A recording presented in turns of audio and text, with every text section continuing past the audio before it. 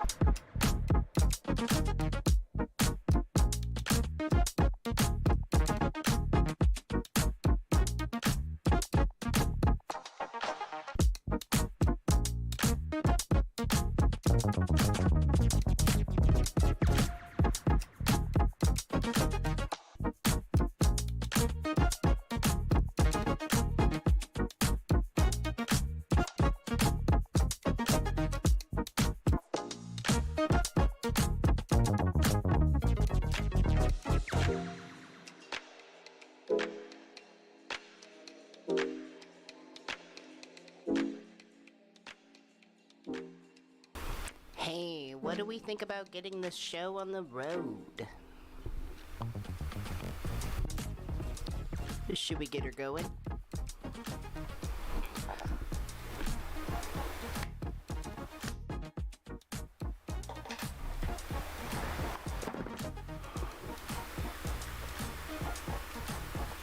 Let's go.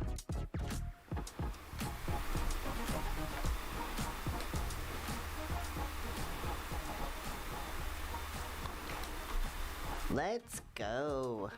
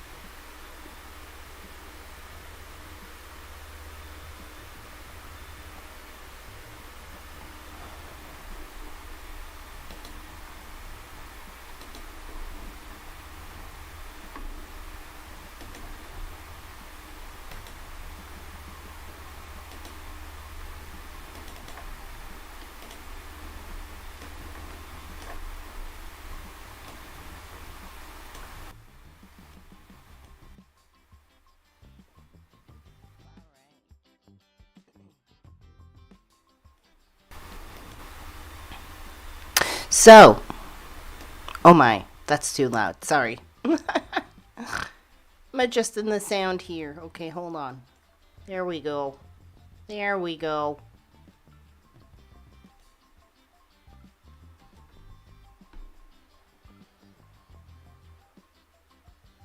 Let's get the chat filled with purple demon faces.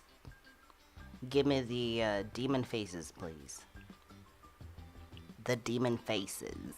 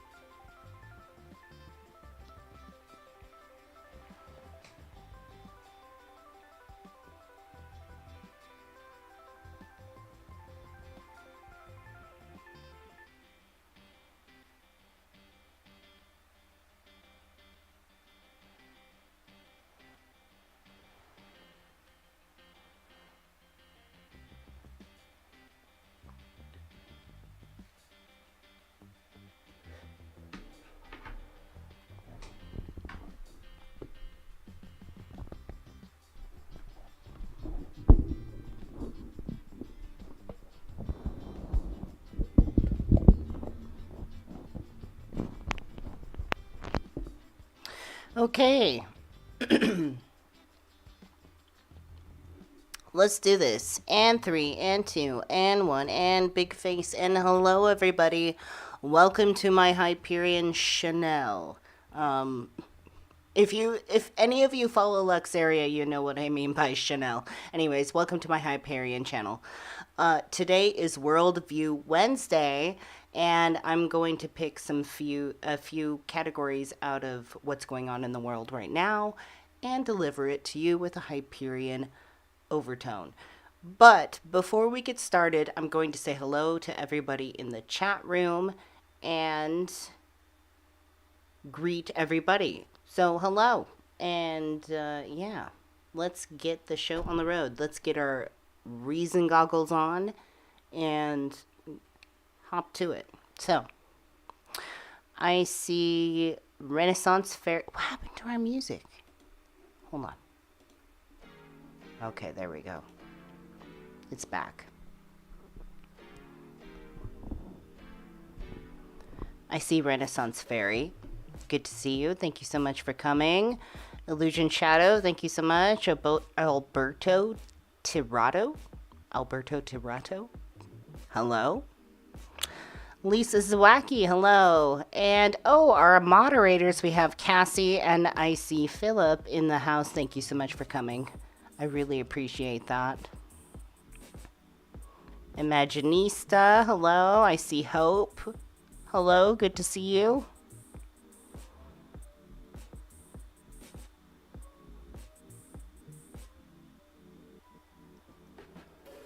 And we're gonna, by the way, speaking of emojis, we're gonna be having a new one this Friday, actually. I have one I'm really excited to announce here soon. And it has a really good meaning behind it and a lesson behind it. So Friday's gonna be good. So if you want to stick around, you all should subscribe so you can get in on the info that I deliver on Friday. Along with some fun hangout time, of course. As per usual, during Friday night chat, I will find something amusing.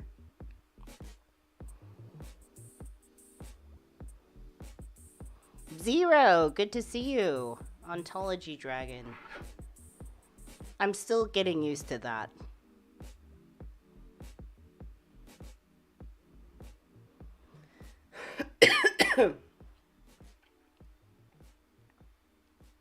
Bible Man, no. No, Bible Man this Friday. Although we haven't seen an episode for a while now, it might be time to do another round of Bible Man. I don't know. I rather like Bible Man. Ironically, of course.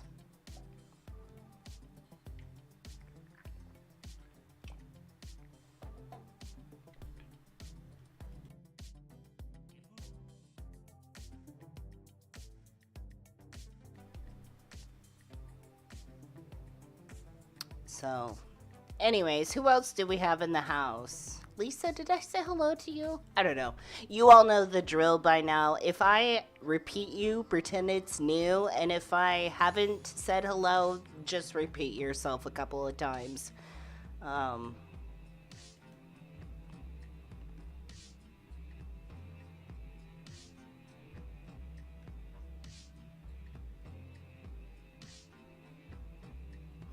Bible man with Hyperian undertones. Undertones. I mean, you kind of have to be an undertone to Bible man, but ideally I would prefer it to be an overtone. But Bible man is a Christian overtone. And that's why it's hilarious and we love to pick it apart.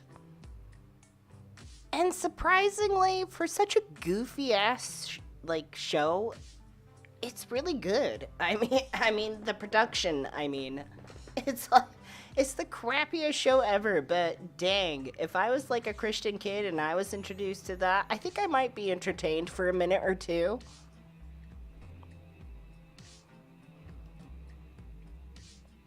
So anyways, the subjects we have going on tonight, we have Andrew Tate, and then we have a woman who is a online psychic, professional psychic, if you will, and she recently got herself into hot water when there was a school shooting that went on, and she tried to divinate that one of the teachers did it and killed 2 kids because of a supposed relationship she had with one of them, which was entirely untrue, of course, because it was completely derived from her tarot cards, and she's legitimately getting sued for that.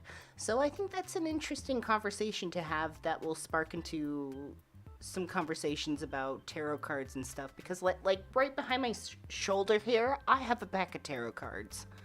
I like tarot cards. I think they're interesting, but as a Hyperion, I think they're interesting in a very certain way. And when they're utilized in a very certain way, which is purely psychological, not magical. And then last but not least, just a little way to end the night on a more positive note, by this woman who dances at a strip club. She gives this really interesting, insightful bit about how she understands humanity as a whole. And there's some parts where I'm like, you're losing me, but in general, I'm like, this lady has a wonderful understanding in an absolute way, considering herself and all of humanity and herself as a whole. So, very interesting subjects tonight. 1, 2, 3 parters. I tried to keep many subjects when I do these sorts of things. And yeah, so.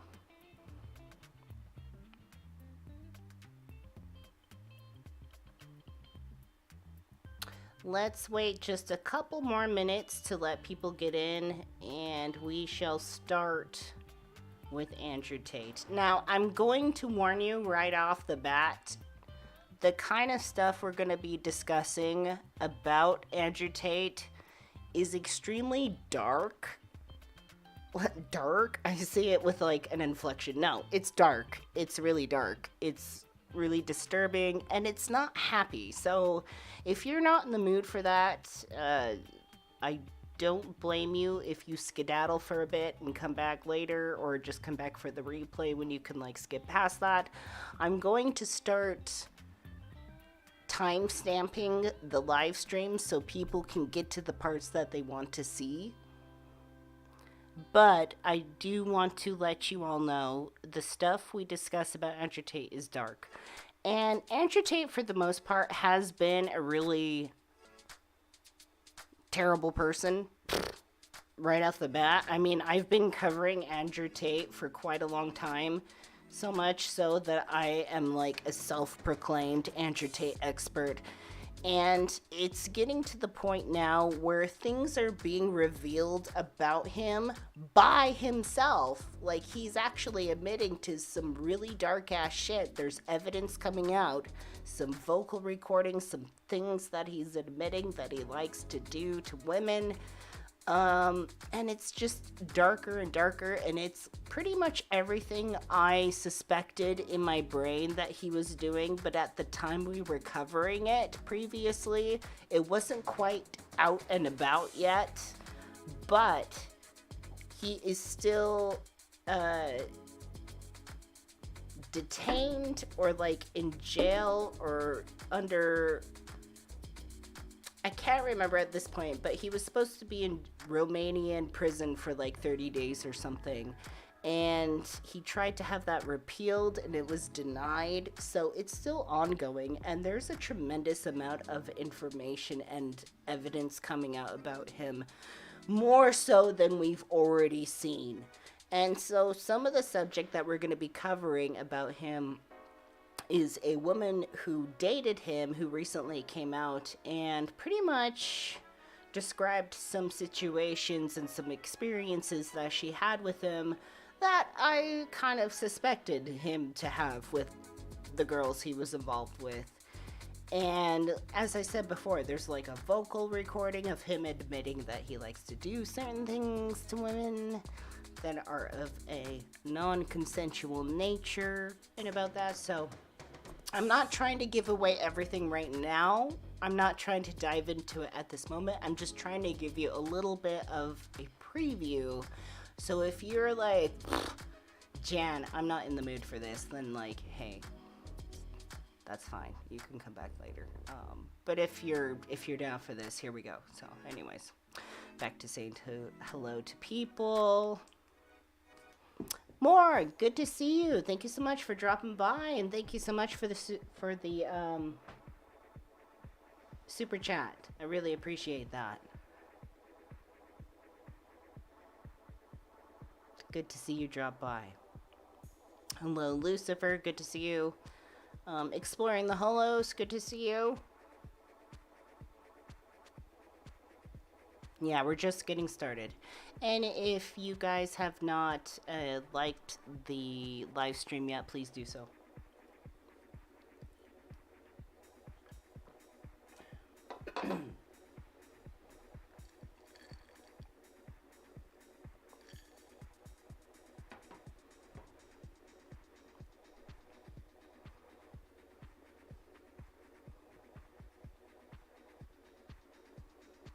Ah, Cassie. Cassie's like, you're wearing the sweater. Yes, Cassie got me this hoodie.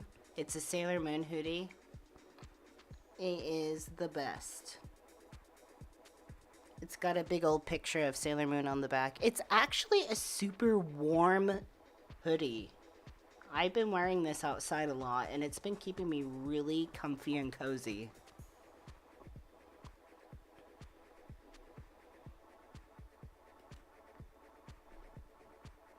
Heck yeah.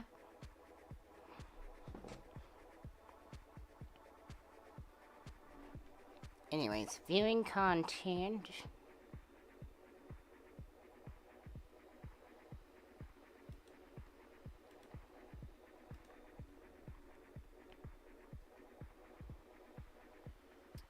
So we're going to start off with reading this article. A Romanian court upholds Andrew Tate's arrest on human trafficking charges. Now, if any of you are brand new to Andrew Tate, I've already covered him several live streams, so please, by all means, if you want the basic info, go back and check out previous live streams that I have about Andrew Tate. We, at this point, are just getting up to speed with what's going on with him right now, which he is in some hot water. Ooh-wee! The witch's brew is boiling. And from what I understand, he's going to be facing 2 different judges here soon, and both of them are women. So I hope the female hell hath no fury like a woman scorned, vengeance really slaps him upside the head, because that would be perfect. Perfecto. So, Andrew Tate, being born originally in the US, did live some time in the UK, and eventually found his way to Romania. And the reason why he lives in Romania is because, quote unquote, the R-word laws are much lax there. And this is not something that I'm making up myself. This is verbatim what he said before. And that video footage is still available right now. So, this man is a well-known human trafficker, misogynist, and R-wordist, self-proclaimed R-wordist, who's very much infatuated with doing that to women. We'll get to that in a minute. They have recently been put into prison, Romanian prison, I think originally for like 30 days or something. We're gonna get to the details right here. Bucharest, Romania. A court in Romania, capital... Am I pronouncing this right? Bucharest? I don't know. Has upheld the 30-day arrest of divisive social media personality and self-described misogynist Andrew Tate on the charges of organized crime, human trafficking, and that horrible word. An official said late Tuesday. Ramona Bola, a spokesperson for Romanian anti-organized crime agency, said the court rejected an appeal by Tate against the judge's earlier decision to extend his arrest from 24 hours to 30 days. Oh, I see. Originally, it was a 24 hours. Mind you, Andrew Tate has actually been arrested for this shit before and been released very quickly. Yeah, this guy is so triggering. No joke. Andrew Tate is the full embodiment of hyper, sort of like over the top, super potent masculinity.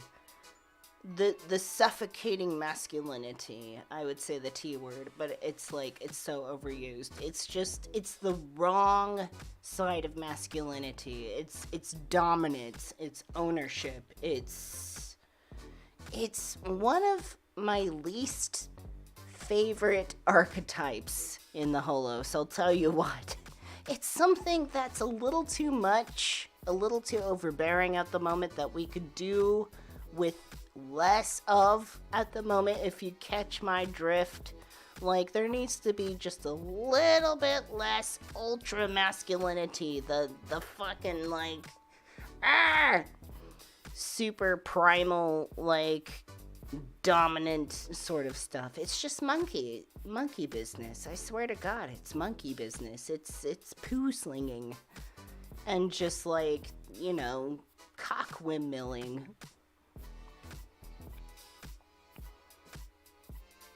Tate, at age 36, a British US citizen who has 4.5 million followers on Twitter, was initially detained on December 29th for 24 hours, along with his brother Tristan. So Andrew and Tristan Tate are twins, who was charged in the same case. 2 Romanian women also were taken into custody. The Bucharest Court of Appeal late Tuesday rejected all 4 appeals against the judge's December 30th decision to grant prosecutors' request to extend the arrest period. A document explaining the judge's earlier decision said the possibility of them evading investigations cannot be ignored, and that they could leave Romania and settle in countries that do not allow extradition. So Tate and the other 3 defendants arrived at the Bucharest court in handcuffs Tuesday morning and were taken away in the afternoon hours before the court ruled against them. Is this the time?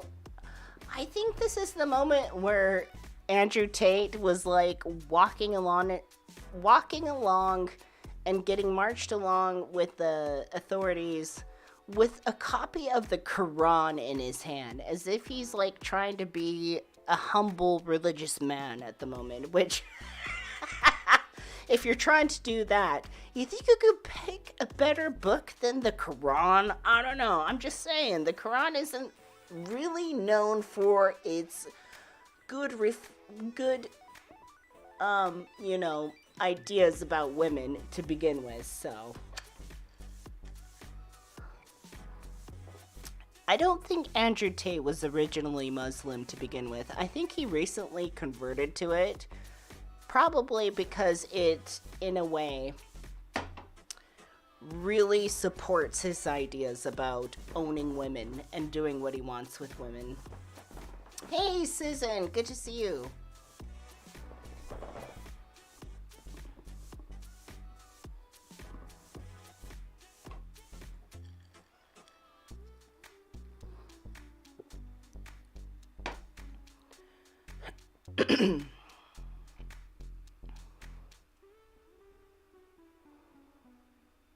So Tate, a former professional kickboxer who reportedly lived in Romania since 2017, was previously banned from various prominent social media platforms for expressing misogynistic views and hate speech. The week of his arrest, he traded insults on Twitter with teenage climate activist Greta Thunberg. We kind of went over that on last Friday. I wasn't planning to go over it, so it's a little unthorough, but there's really not much to look into. I mean, it's pretty straightforward. So anyways, blah blah blah said that it had identified 6 victims in the trafficking case who were subjected to acts of physical violence and mental coercion and were sexually exploited by the members of the alleged crime group. The agency said victims were lured by pretenses of love and later intimidated, kept under surveillance, and subjected to other control tactics while being coerced into performing pornographic acts that were intended to make money for their alleged prosecutors. In other words, Andrew Tate would hook up with women and make them fall in love with him and be, the love-bombing, perfect Prince Charming. And then eventually he would convince them to travel with him to Romania, and that's where he would drop a bomb on them like, hey, guess what, toots? I got 2 other girlfriends, and they're all, hustling for me right now. So you either get to a chop or get out. But by that time, I mean, women are so involved with him that they get kind of coerced to get into webcamming and making webcam pornography when they wouldn't want to.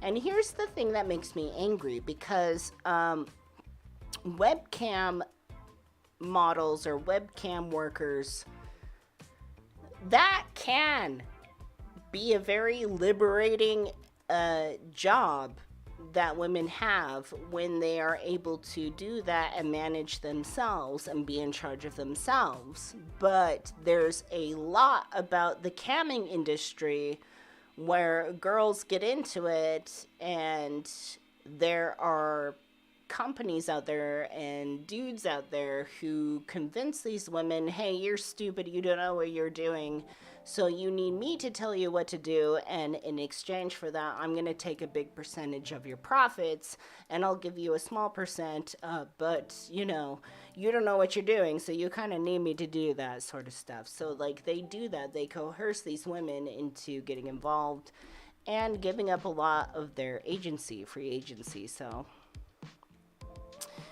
anyways, prosecutors investigating the case have seized 15 luxury cars. Free Andrew's Bugattis.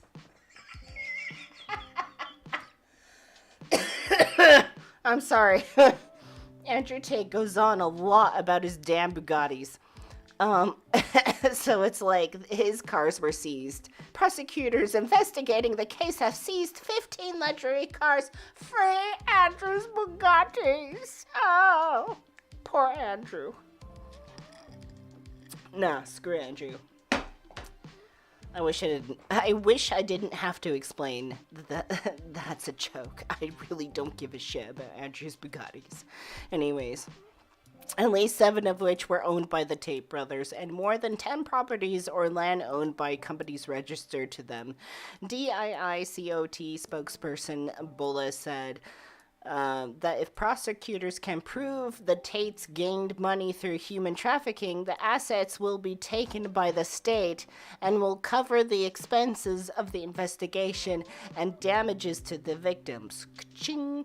After the appeals court upheld the arrest warrant extension, prosecutors can now request detentions up to 180 days for 4 people charged. Since Tate's arrest, a series of ambiguous posts have appeared on his Twitter account. Each tweet garners widespread media attention. One post Sunday and accompanied by Romanian reports suggests that he or his brother have required medical care since their arrest. So this is a post by them.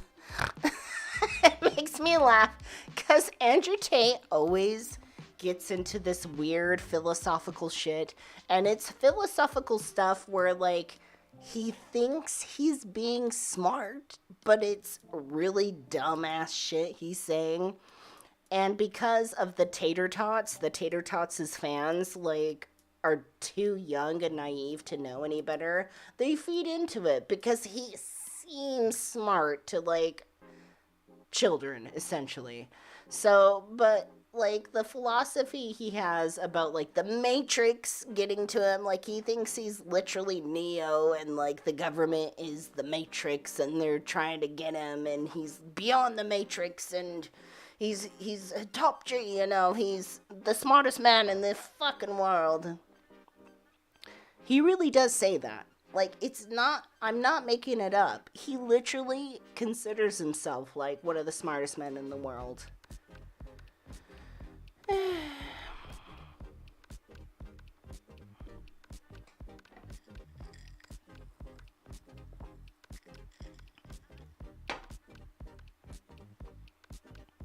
The Matrix has attacked me, but they misunderstand.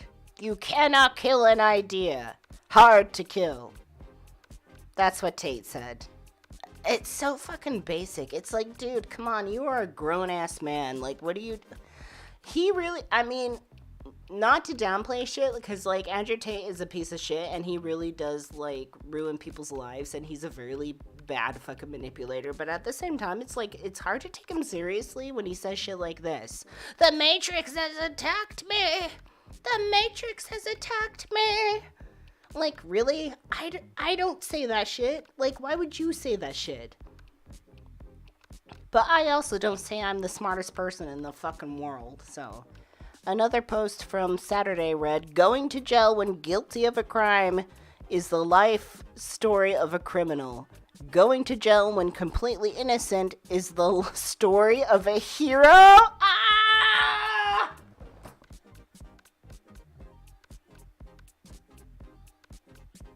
No!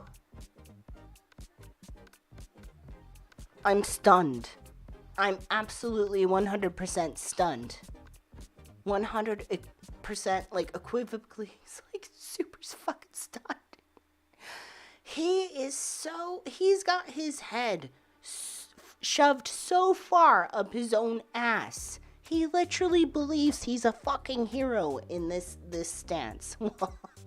I don't know how much shit needs to come out about him for people to get that he's no hero. This is ridiculous.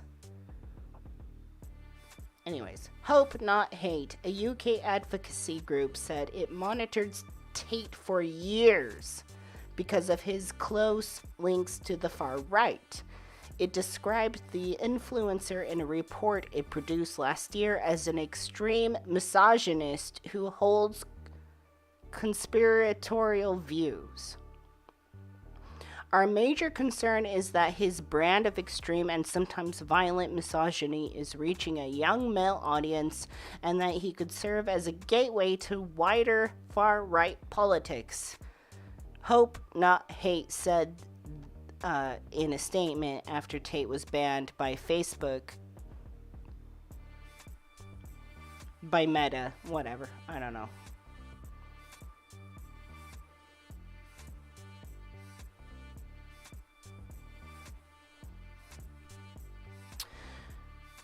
So, let me gather my thoughts. Because I have thoughts.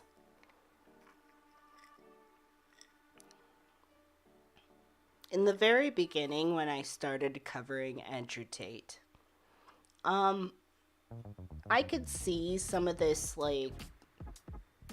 I could see the red flags that are revealing themselves now.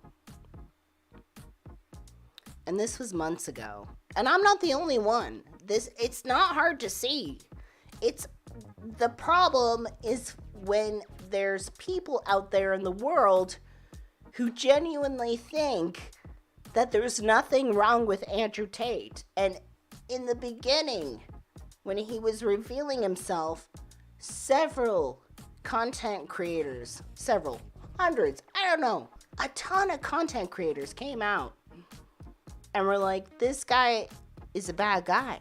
Like, the shit he says about women, the shit he instills in young men as important in the world and things they should focus on, these are not good things. None of this is good. None. And it's going to end up bad. And lo and behold, it's getting dark for Andrew Tate. He's staying in prison at the moment in Romania, jail or whatever.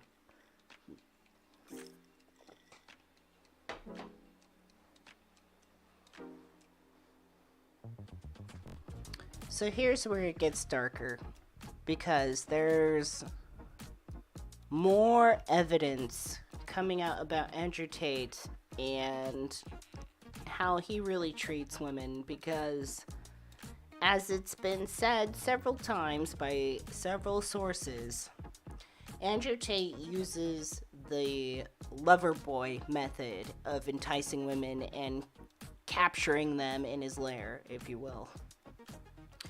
The lover boy method includes making women fall in love with you, and then over a period of time, making them financially and emotionally dependent on you, so that when you turn around and reveal your true cards in the end, they don't really have a way out, and they're in such a state of disbelief.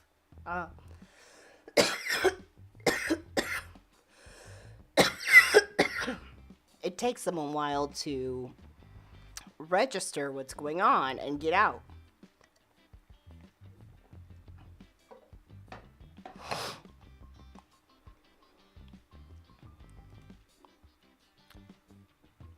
Hold on, I'll be right back. Hold on.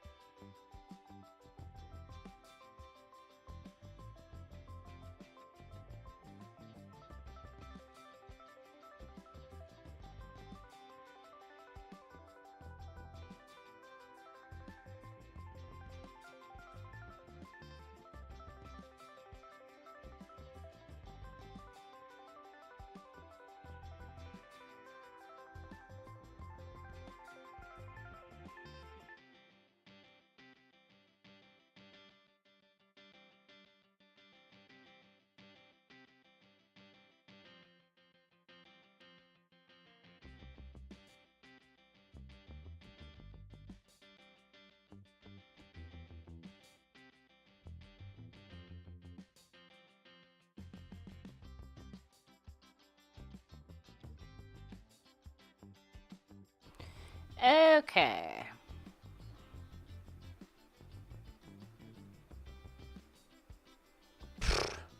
Alright, so this is bad. So I love our wording you is what Andrew Tate told a woman who accused him of that.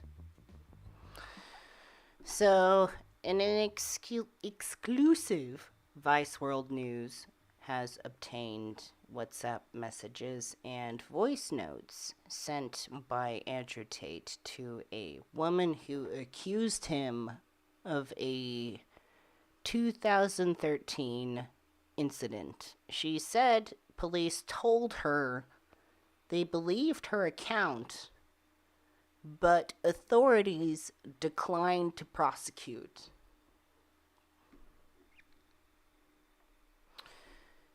So, yeah, this is a really tough subject. And I actually had a thought today to not go this route with this issue with Andrew Tate because it is so dark. And then I'm like,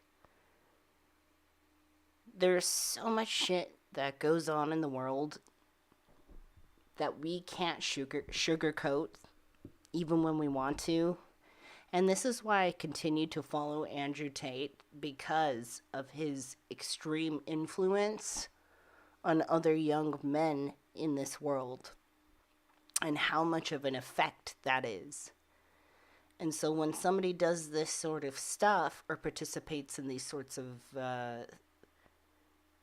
atrocities, I have to be a part of the story that highlights these horrible things that go on when the popular vote is like, oh, Andrew Tate is great. Like, so many of these young kids, like, really adore, admire, and love him so much to where they pretty much have a lot of wool pulled over their eyes about the situation, and they're constantly making excuses and being like, well, we need more evidence, and I want to be a part of the voice that says, how much more evidence do you fucking need?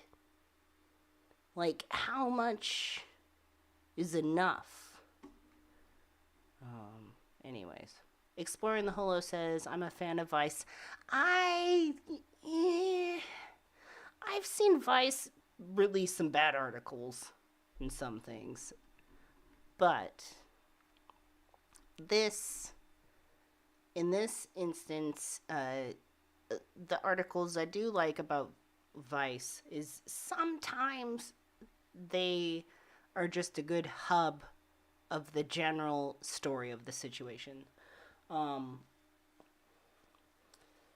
There doesn't need to be any extreme research and looking into Andrew Tate. He outs himself as a weird, narcissistic, misogynistic dude that uses and abuses women and utilizes them as a way to make income. Well, he just sits back and sits on his ass.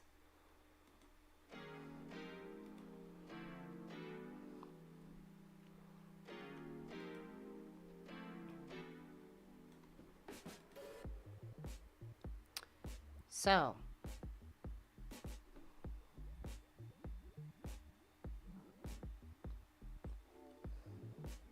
hold on. I'm like drinking a lot of this bubbly water. So I have lots of burps.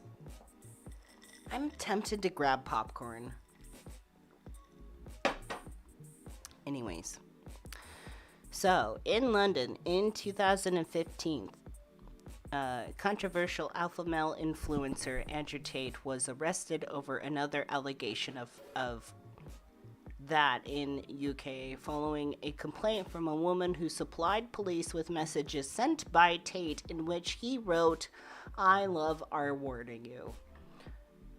Vice World News reported earlier this month that Tate was arrested on suspicion of sexual assault and physical abuse in 2015, following separate allegations by 2 other complaints. In 2019, the Crown Prosecution Services, CPS, declined to pursue charges against Tate for any of these allegations. The woman who supplied police with messages sent by Tate said police told her charges were not brought because there was an ounce of doubt in the case. Let that sink in. Let that sink in. Let that sink in. Because the police told her there was an ounce of doubt in the case. This is like, if there's, there's the definition of victim blaming, and this is a perfect example. Like, there's an ounce of doubt in this that we feel, so we're just gonna write the whole thing off. Horrible thing to do. Among the dozens of messages and voice notes reviewed by Vice World News that Tate sent the woman is a voice note, like his voice, and I heard it, and it's in which he appears to admit to raping her, saying, am I a bad person? And this is what he says in the thing. Am I a bad person because the more you didn't like it, the more I enjoyed it? I fucking loved how much you hated it. It turned me on. Why am I like that? Why? I don't know, Andrew, because you're fucked up?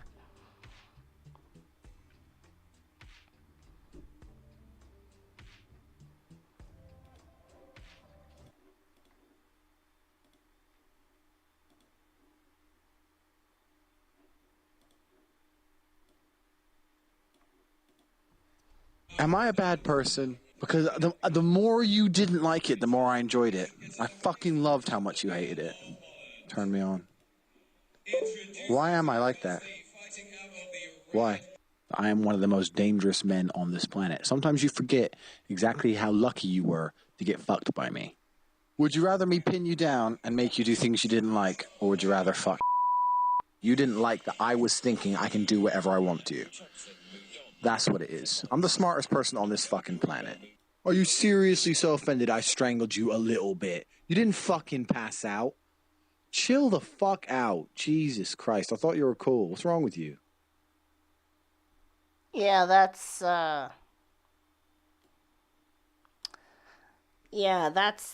Andrew. That's Andrew Tate. That's the influence over many young men that we're dealing with. So that evidence is out. That cat's out of the bag. That's not going back in. You can't squeeze that toothpaste back in the tube.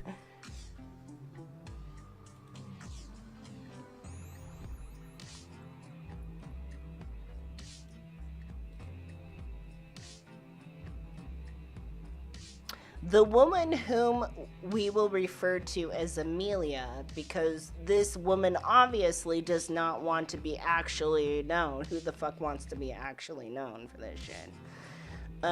Is the third woman to reveal to Vice World News that they had filed police complaints alleging sexual or physical abuse by Tate, an American-British social media influencer and former professional kickboxer, mind you, who was arrested in Romania last month as part of a separate incident and human trafficking investigation. We are withholding the woman's identity as an alleged victim of sexual offenses and to prevent harassment and trolling by Tate supporters, because my God, if there is, I mean, Andrew Tate is fucked up, but his little, tater tots, his little fans, they're vicious. They're vicious, vile little creatures, who have a chance for reformation of reason. The reason reformation!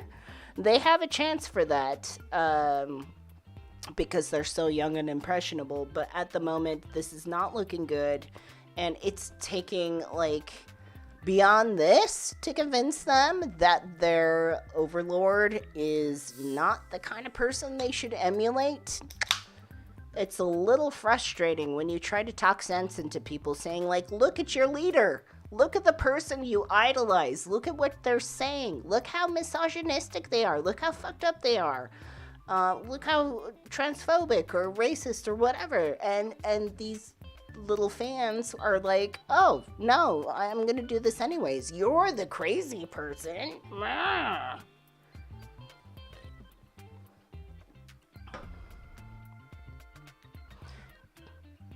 So anyways, two other women, one whom he said, or she says, was R-worded, and the other whom said she was repeatedly strangled, went public with their experiences last week. They revealed that after their initial complaints in 2015, Hertfordshire police took 4 years to pass the case to prosecutors, who then declined to prosecute. After all this, they declined to prosecute. Like, straight up UK police. Anyways, they revealed that after their initial complaints in 2015, Hertfordshire police took 4 years to pass the case to prosecutors, who then declined to prosecute. Amelia, who to this day does not know the identities of the other women, had her complaint handled as part of the same investigation before the CPS told the women in 2019 that there was no realistic prospect of a conviction. They just let him go.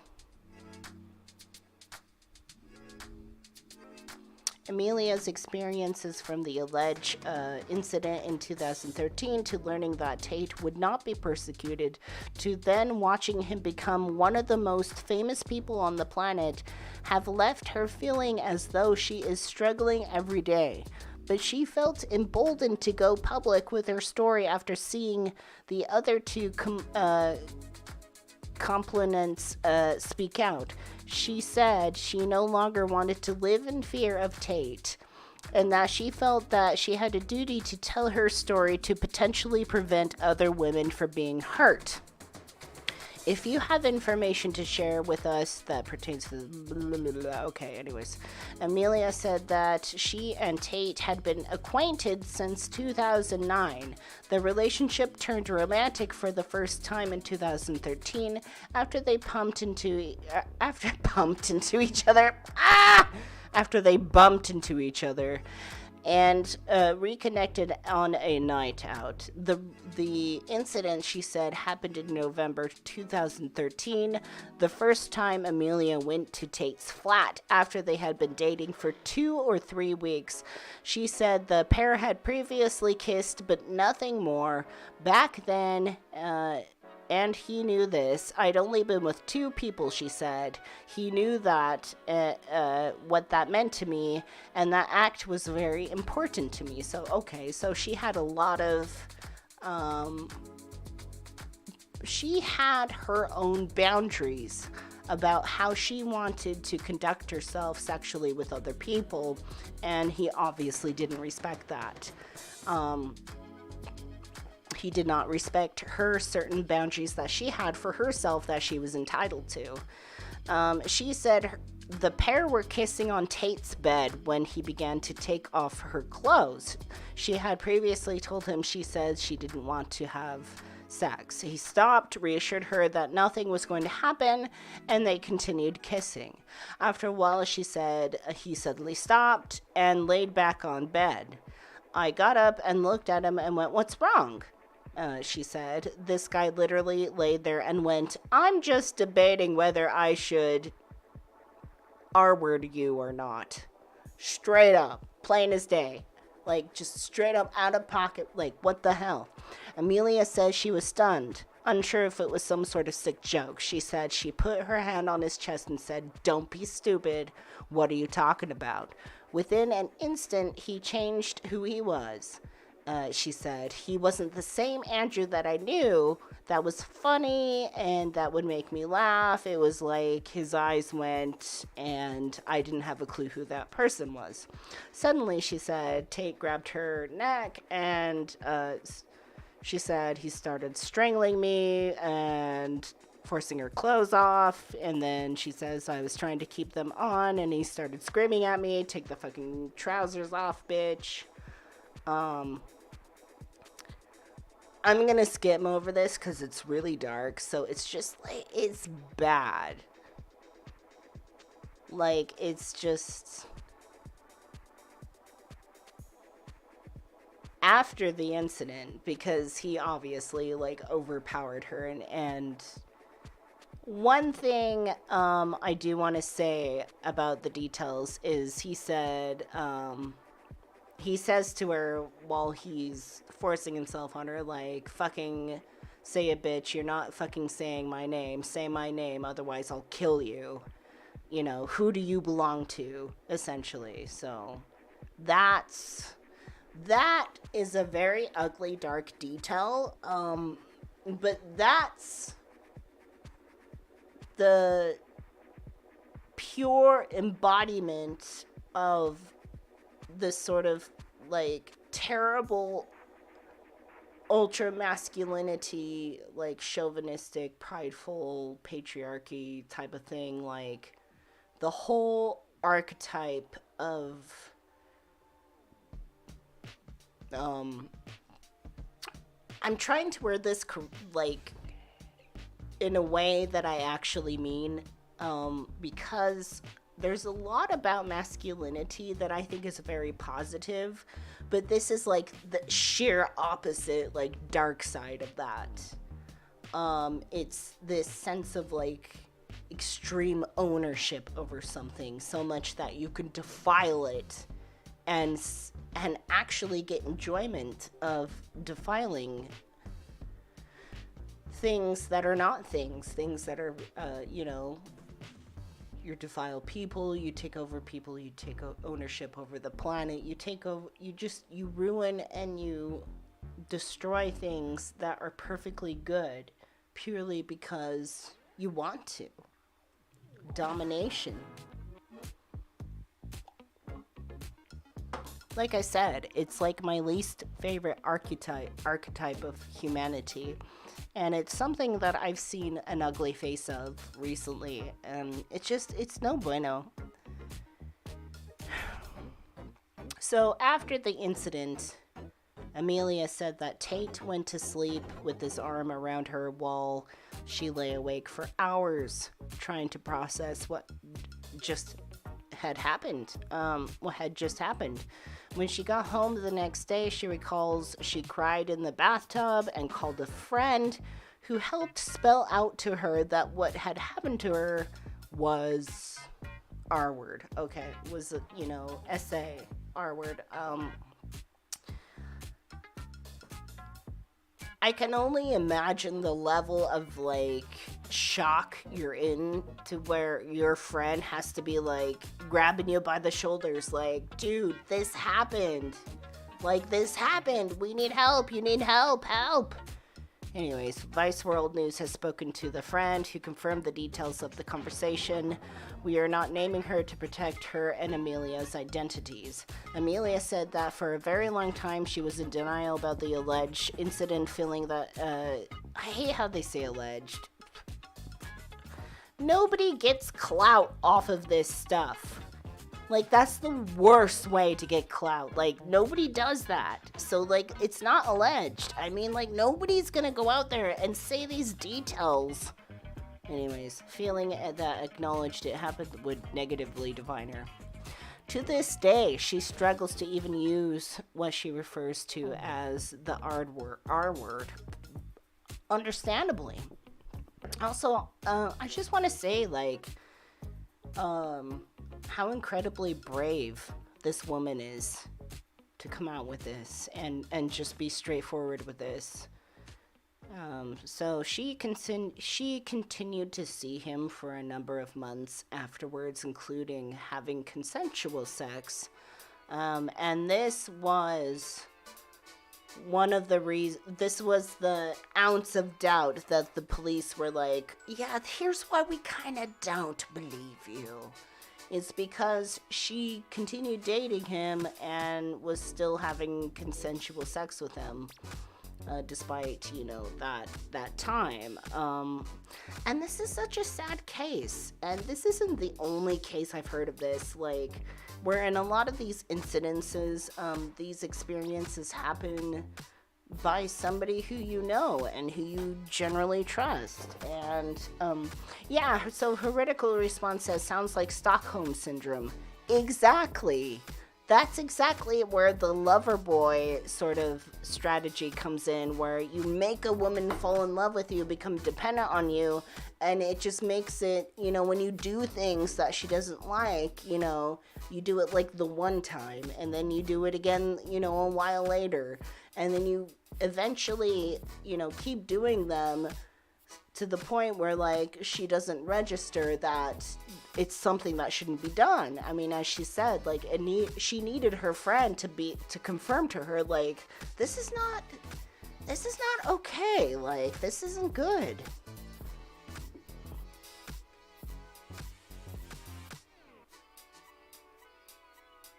I don't think we really need to, like, this. There's more to read. But basically, I think we've got the idea here. More evidence is coming out on Andrew Tate and his situation. And whereas he's only being held for 30 days in jail, I think at this point, I don't think it's going to be the only time. And he is facing... That's the details I want to look into maybe next week. I want to get more into, like, the court stuff. Like, what's technically going on? Because, like I said, as I've heard so far, the judges that he's going to be facing are women. So, interesting if that happens.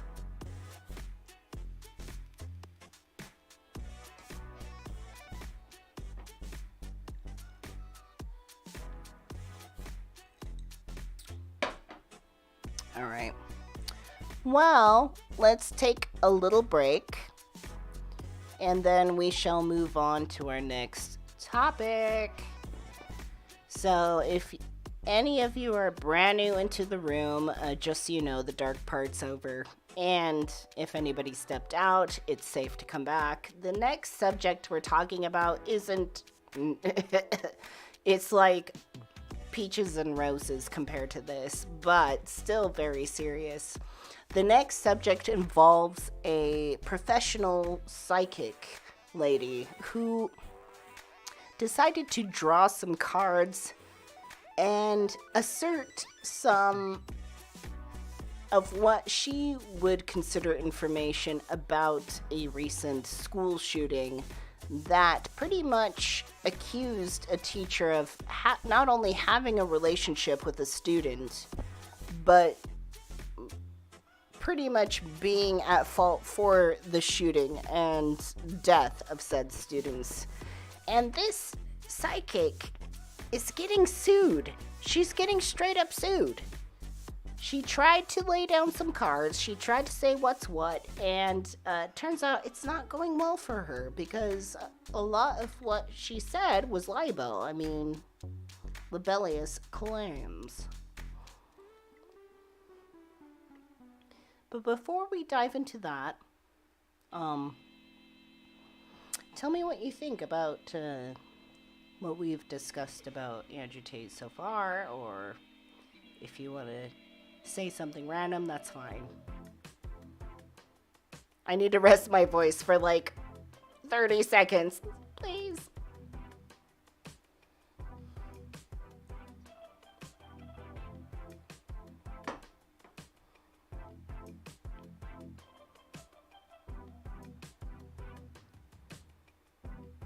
Yeah, potty break. No, really. Okay.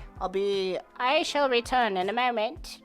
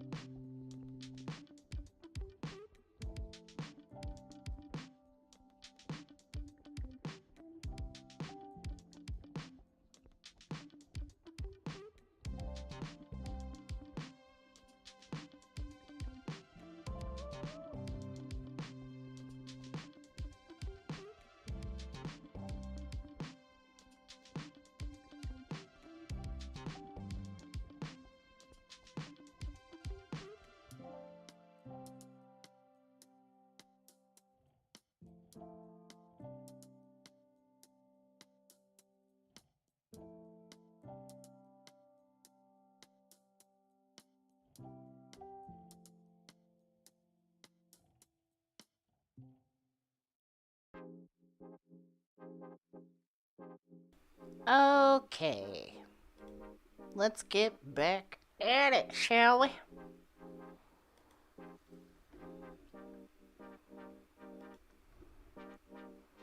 Ugh.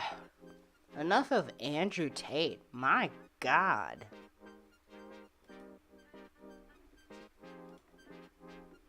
No, go away.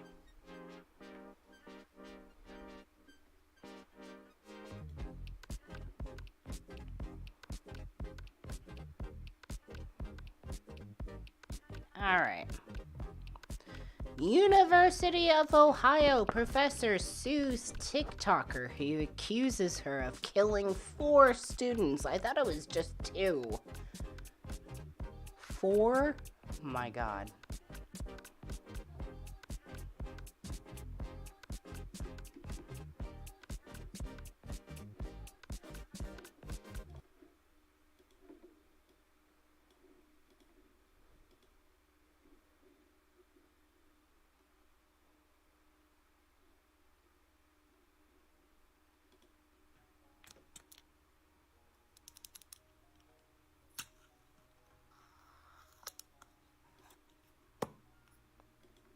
Did I just get tricked into watching an ad? What the fuck?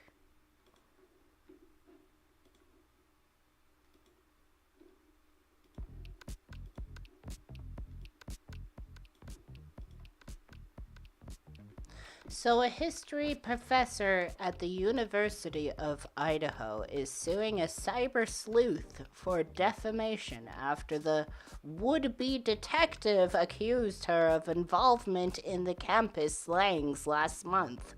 So there was a shooting on a university campus, and this psychic lady, this tarot card reader, decided to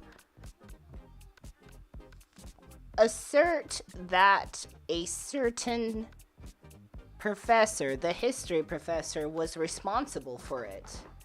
And because this psychic has a TikTok presence, it went somewhat viral, and it really had an effect on this professor who had nothing to do with anything.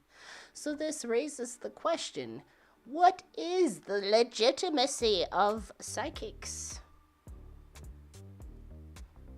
Let's dive into that. TikTok personality Ashley Guillard accused Rebecca Schofield, an associate professor and chair of history department, of perpetuating the murders of 4 students at the university in Moscow, Idaho.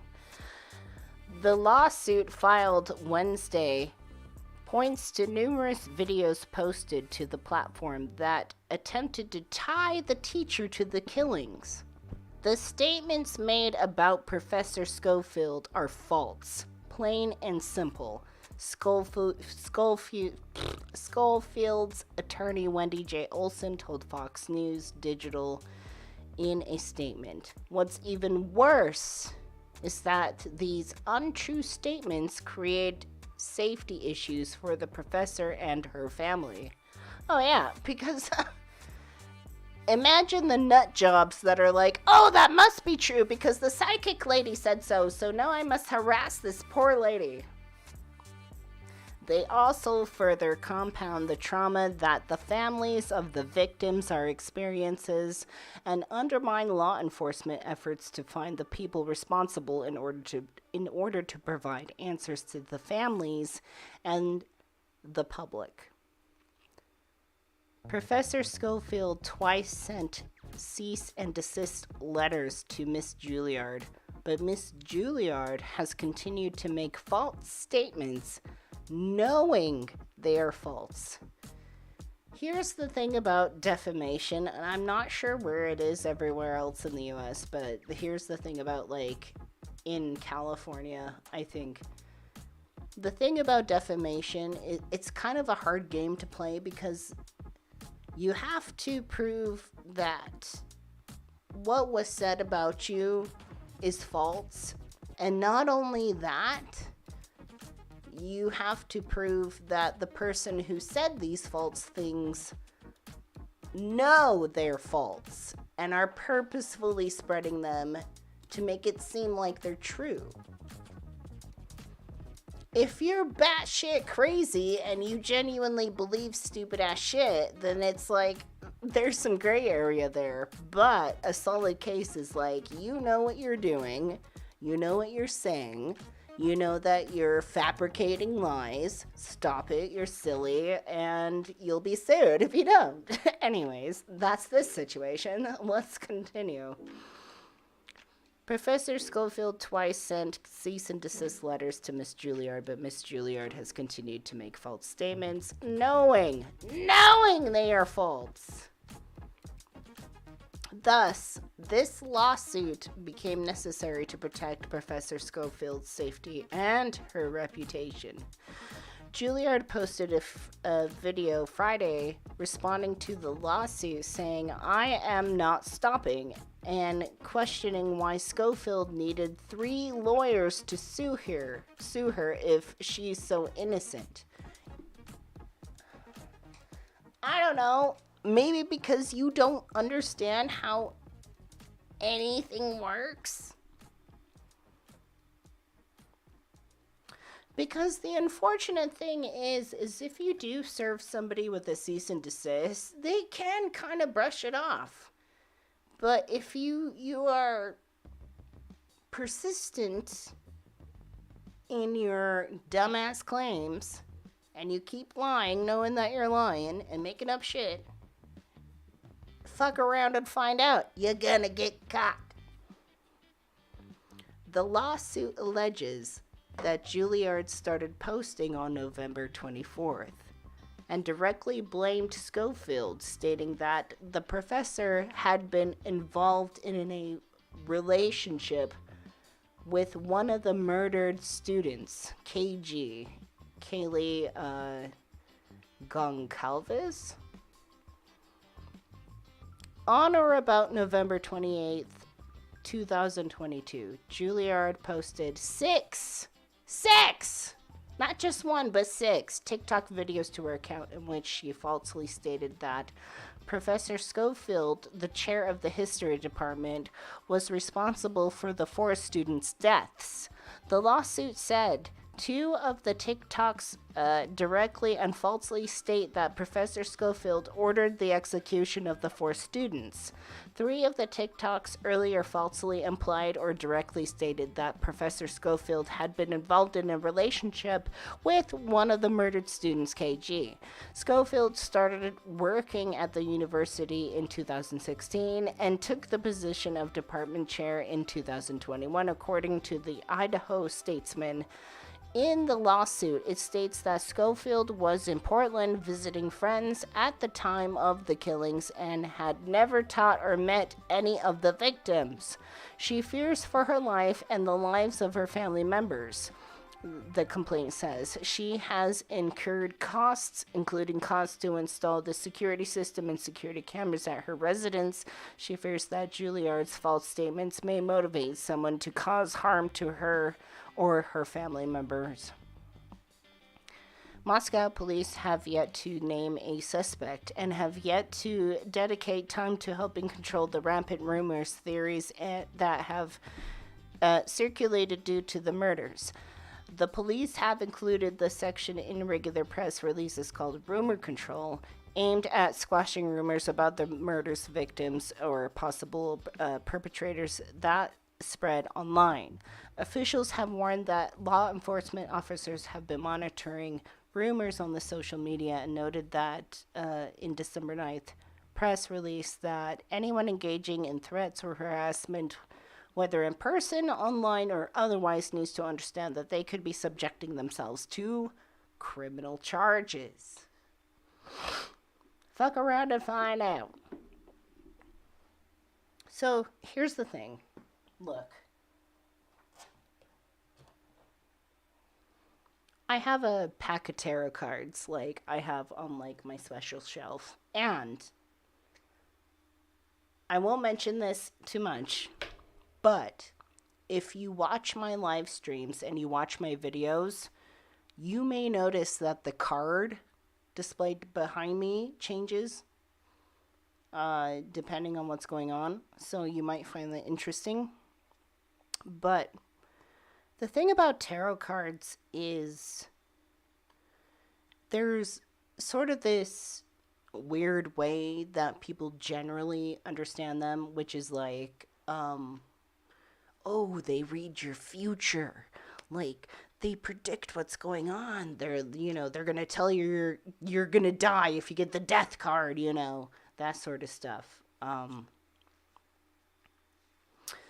But in all actuality, at least from the Hyperian side of things, is that they're mainly a psychological tool. And not a tool that you have to use. You don't have to dabble in this at all. You don't have to give a shit. Like, honestly, like, the reason why I personally like tarot cards is because when I grew up religiously, they were seen as something like dangerous and scary, and like if you pick up a pack of tarot cards, like ghosts are gonna haunt your asshole. Like, so, I mean, as like a kid growing up, it's like, so scary. But, so that's where the fascination is. But like, as I've used them over time, and it's so funny, in the beginning of things, I was very terrified to the point where like, I had to like wrap them up in a closet and like, like, I can't sleep because ghosts will haunt my butt. Not these particular ones, but like the ones I had at the time. But anyways, as I've matured and gone, more interested in reason, I've learned that tarot cards for me, are just a psychological tool. They don't tell you anything you don't know. In fact, like the opposite. Tarot cards tell you what you already know, but the already knowing is just a very quiet voice in your head. So they sort of amplify it. It's like if I draw a card, maybe I have to stretch to think of like what that means to me, but it's something I already know. It's just me. It's like talking to myself, like talking to my own subconscious mind. The thoughts within myself that aren't so prevalent in my everyday life. So, I would never consider tarot cards as anything that you would use to determine if somebody murdered somebody else. Am I not crazy? Like, why would you do that? Like, why would you say, like, oh, I'm going to read some tarot cards and say that this certain professor, like, murdered these students? That's insane, right? It is. This is, like, the perfect example of, like, what not to do with tarot cards. I don't know what's going to go on with this case of defamation with this psychic who is supposedly very unapologetic. Like, supposedly she's just like, whatever. Like, I speak my truth.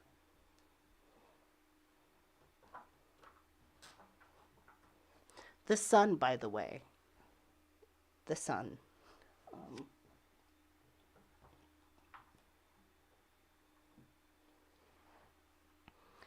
That's the card that will be on the shelf for a while. If you want to know what other cards are secretly showing, you can pay attention to the shelf. Anyways. So, very upsetting, honestly. I just have to come out and say that. This is upsetting because there's something about tarot cards that I like, that I think are useful, that I think if you use it right, in the right way, they can be very insightful, as if they're predicting something, because it's a part of yourself that's trying to come out and say something to you.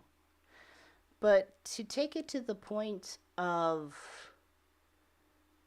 legitimately interfering into a serious situation, such as a school shooting on a campus, and stating that, oh, this school shooting happened because this certain professor is having affairs with students and she's the reason that these students are dead.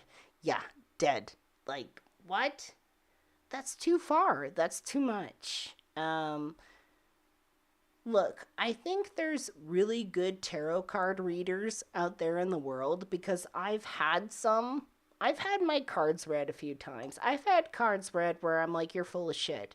But the people who have read my cards where it felt more insightful and genuine is the ones where they weren't trying to tell me what was going on. It was more of they were guiding me through the subconscious thought process, the subconscious thought identification and utilization into my everyday life.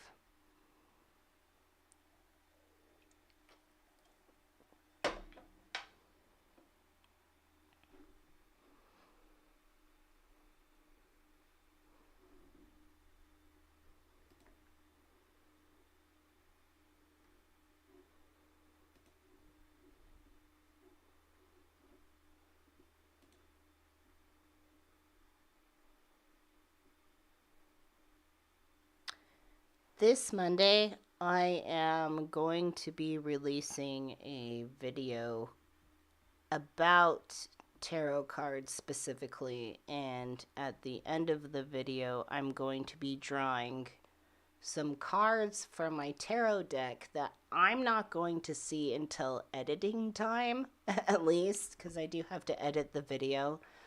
but I won't know what I'm drawing, and I'm going to invite people to participate in a simple exercise to take one of the 3 cards and sort of listen to their subconscious mind and what they have to say about the cards.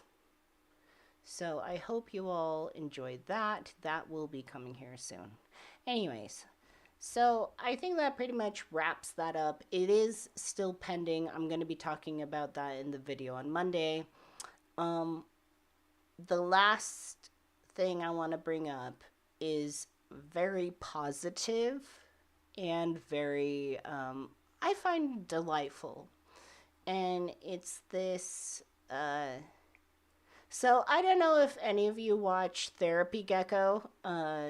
So it's like this YouTube channel called Lyle Forever. So he dresses up like a gecko and he goes out into the world and he just talks to people. And it's these podcasts called Therapy Gecko. I keep hitting the microphone. Beat! Naughty microphone! So anyways, he has these podcasts called Therapy Gecko, and he's not really doing therapy. He doesn't have any training. He's just talking to people and just sort of like listening to them.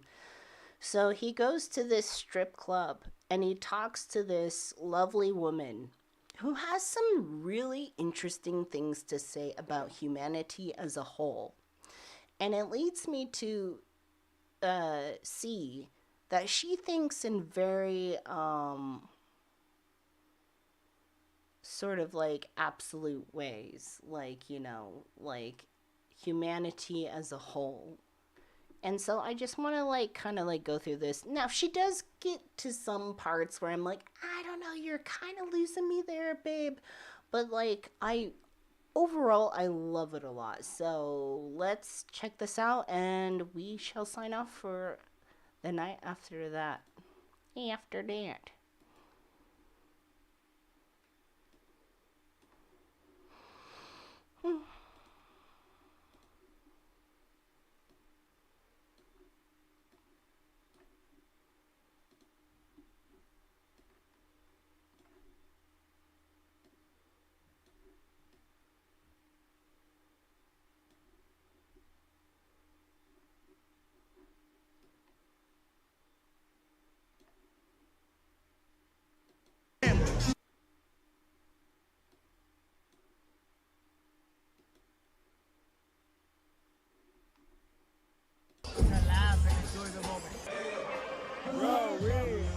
We're getting turned up right now. I like that. That sounds fun. What is your name?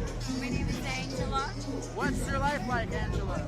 Oh, I like cats. No. What is your life like? So we're listening to Angela right now. My mom, I speak Portuguese. I don't speak English. I know understand. Sorry. Oh, you don't speak English? No. When did you come to America? Oh, 7 years ago. I visited here for vacation 7 years ago, and I fell in love for the guy. You fell in love with someone? Yes. Are you still with them? No. My husband changed me for one bartender working here. He cheated on you for a bartender working Yeah, here? it's terrible, but it's okay. She gave me a favor. She's a motherfucker, my ex-husband. What do you feel like you're looking for in a partner? So at this point, like, he's just kind of getting to know her. She is a dancer at this club. The guy don't go in the strip clubbers. What do you do when you're not stripping? I like meditation and the ayahuasca too. How many times have you done ayahuasca? So at this point, he's like, what do you like to do? She's like, I like meditation and I like to do ayahuasca. And he's like, at this point, he's like, how many times have you done ayahuasca? And she's like, at this point, she's going to say 50. Like, 50 times. I've done it 50 times. Yeah. 50 times. 50? 5? You've done ayahuasca 50 times? Yes, for 7 years. For 7 What years. did you learn doing ayahuasca 50 times? Wow, I learned no be shallows. I learned it's okay. I'm working here. So on ayahuasca, she learns the first thing she says, don't be jealous, which is interesting to me. I think jealousy overall is like a natural feeling to feel, but it's something that, like, if you're not afraid to confront it, like, you'll find that it's full of hot air. Like, there's not really much to it. But people don't like feeling the feelings of jealousy, so they avoid it. So I find that interesting. She goes to that first. And then she says, next, I learned that it's okay, I'm working here, because she's a dancer at the strip club. And she's like, I'm okay. I learned it's okay, I'm working here. This sounds like a lot of awesome shadow work, honestly. Like, she's done her shadow work, like, full on. Let's continue. That's not the problem of what God. You understand? It's okay, I'm working here, but I need to be here clean and go my house clean. No drugs, no drink. The ayahuasca told me everything is just one thing. You and me. Here's where I get really interested. She says, ayahuasca shows me that we are all just one being. And that's where I'm like, aha! Because in Hyperianism, and I've done videos on this before, there's this absolute way of thinking where it's beyond yourself as an individual. You recognize yourself as a part of everybody else. Like, collectively, we all are God. There's no, like, separate God to us. We collectively are God-like. So it's really interesting that in her experiences, she's like, you know, she lets go of jealousy. She learns that it's okay for her to do what she's doing. She's done her shadow work. It's let her let go of that. And then even further, she's like, the thing about humanity is we are all the same being. We are all the same being. So I'm gonna backtrack it a bit, like, because I don't know, like, her thing about, like, no drugs, no drinking, fine, like, whatever. Like, if ayahuasca is all she does, like, I don't care about that. I just find it very peculiar, very awesome that she's like, we are all one being. The ayahuasca told me everything is just one thing. You and me is the same being, but living the different experience.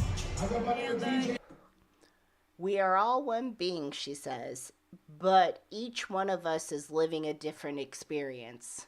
Like, that's like verbatim Hyperianism. Like, we are all like the same thing. We are all part of the same thing, but we're still our own individual minds. Like, but we all collectively are one thing. It's so awesome. I was like, yay! Like, this is really cool. you are immortal, you never die. Yeah, and now she says, another thing is, like, you are immortal and you never die. Like, hello, we are monads, we are immortal, we never die. Your body just going, but your soul is immortal. So you believe that I am you, you are me, you're him, you're them, you're everyone, we're all each other. Can I ask you a question? Because I really do believe that too. I believe that everyone is each other. Bad people in the universe, people who do really horrible things. Okay. How do you reckon with the fact that you are them? You are all the evil in the universe, but you are also all the good in the universe. Here's a weird... Okay, so I love Therapy Gecko, but his sort of, like, next thought is like, well, what about all the bad people here in the Hollows? Like, what about all that? And I do appreciate, because ultimately Therapy Gecko, like, his ultimate goal is to just keep provoking the conversation, and he's having genuine conversation. Like, he's very interested. But the only thing I don't like is that it's more of a moralistic approach to that. Like, well, what about bad people? And ultimately, I mean, hey, if you're participating in activities that ultimately harm or hinder other people, yeah, that's bad. But here's where I get a little lost with her, because she kind of gets into like, well, because we're all one and the same, I too share the responsibility of somebody else's actions, even if they're horrific. And that's where I'm like, I don't know about that, because we are still, like, she already recognized that we're like separate, but still one and the same, but not quite like that. But I still like this. I still love what she says. Like, she's a fucking intelligent person. How do you sort of feel about that? Well, the bad things the other people's place is my fault too.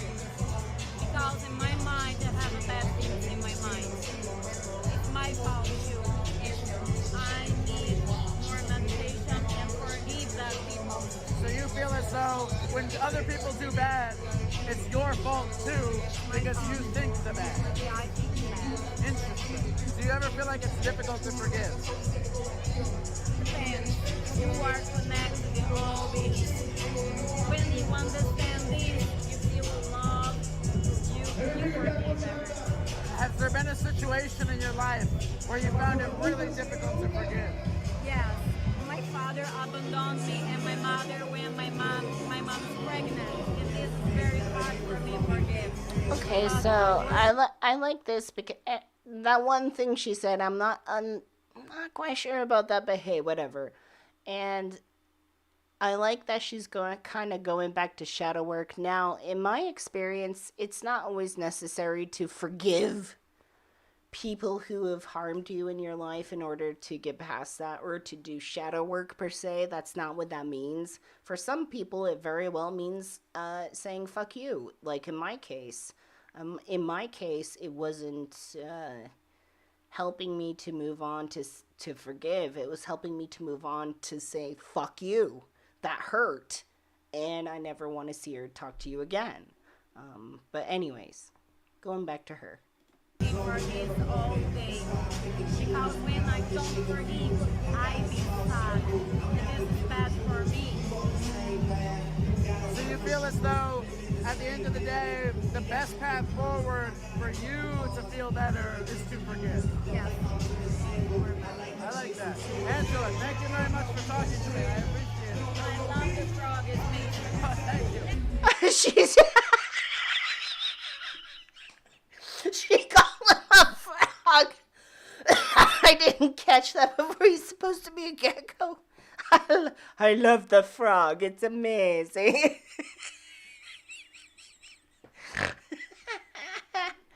Oh, jeez. No, but that was some really good ass shit, what she said about, all of us being separate.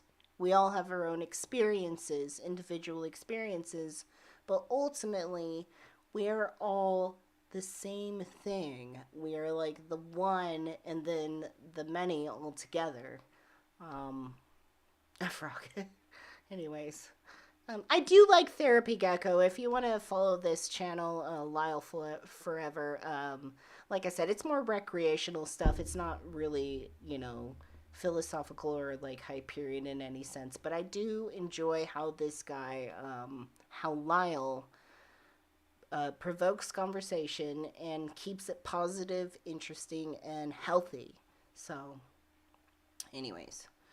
Let's go back. Let's pull our music back up and say goodnight to everybody, because that is that, my friends. And we will be having our next live stream on Friday, in which we will be doing Friday Night Chat. And I don't know what we will do quite yet. Maybe we are... Maybe we are ready for another episode of Bible Man. Just one. I don't know. What do y'all think? Should we do Bible Man?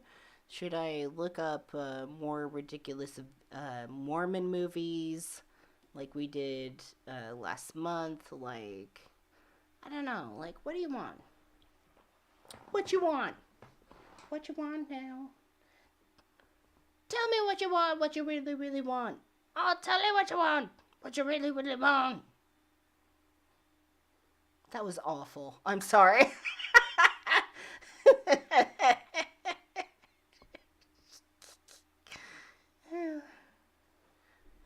Oh my goodness. Oh my goodness gracious me.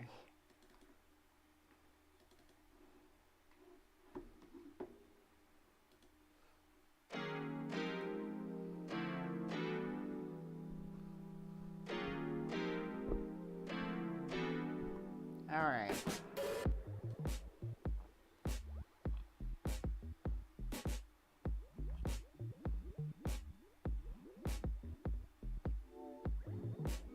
So, if you would like to chit-chat with me more personably, please do so by becoming a member or subscribing to my Patreon, patreon.com/JanEricksonOfficial. And you can get access to our members-only Discord server.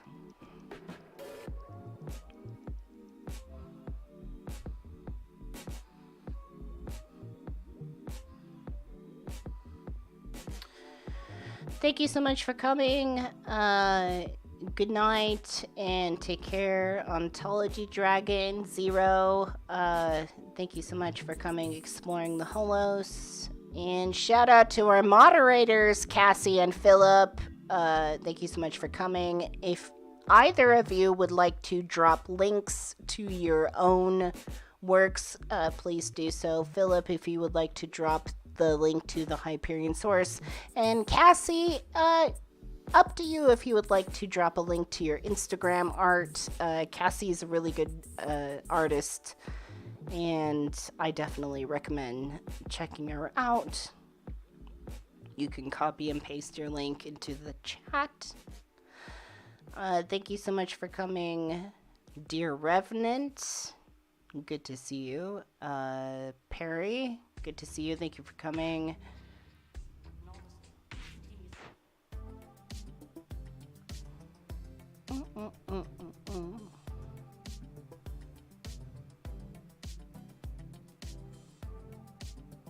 Oh, and Susan. Susan, I saw you. Sorry. Hi. Thank you so much for coming, Susan.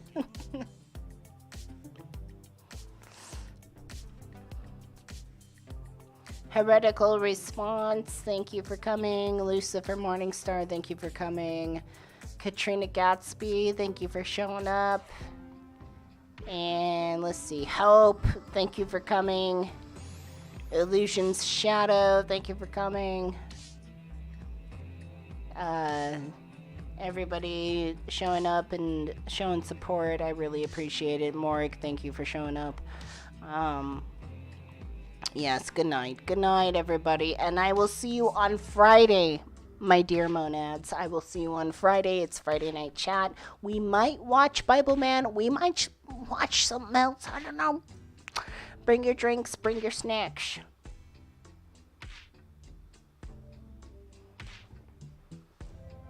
All right. All right. Take care, everybody. Until next time, Ad Astra, through struggle to the stars, my friends. Or this. My finger's like messed up and like sprained, so like Ad Astra, through the struggles.